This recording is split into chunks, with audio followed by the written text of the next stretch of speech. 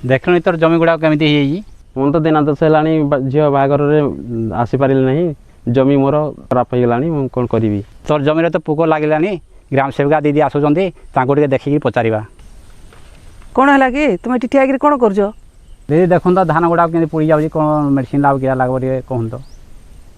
तुम जमी रे तो पोक लगला भाया जड़ा पड़ी गोटे गछ धान गछ टे टाणिक आण देखा कौन हो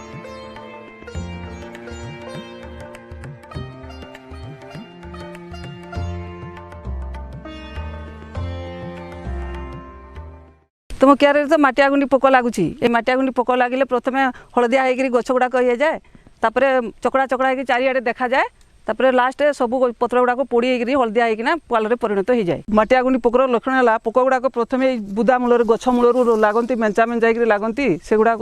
रस को शोषी दिखती जहाँफल कि पत्र गुड़ाक पूरा हलदिया पड़ जाए एड़ाक मझी मझे सब चकड़ा चकड़ा होकर देखा जाए तापर सब क्यारे जाकर पूरा हलदिया होकर पुड़ी जीव पत्र गुड़ाक पूरा दीदी एरा तो कहते मटिया गुंडी पोक लग जाती आम कौन करूँ मटिया गुंडी पोक लगिले जमी अधिक पानी थिले प्रथमे जल निष्कासन करदे 3-4 फुट व्यवधान में पूर्व पश्चिम कर नाली करेंगे कंदी करेंगे जहाद्वारा कि वायु चलाचल और सूर्यकिरण पड़ पार सूर्यकिरण पड़ पार द्वारा गछमूल जो पोक लगी रही सेगुड़ाक मरीजे। अच्छा मैडम या मेडिसिन किसी ना कि मटिया गुंडी पोक दमन हो पारे देखु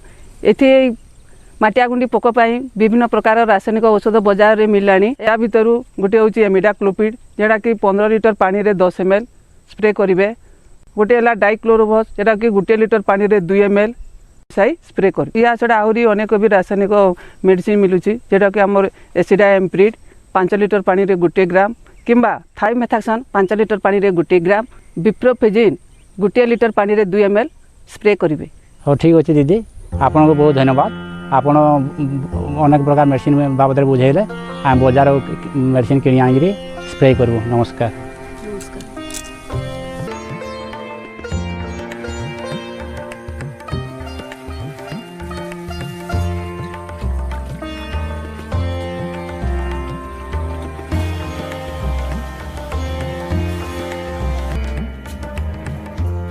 भगवान कृपार आम जमी ठीक हो जाइए आम जमी मटिया गुंड पोक लगी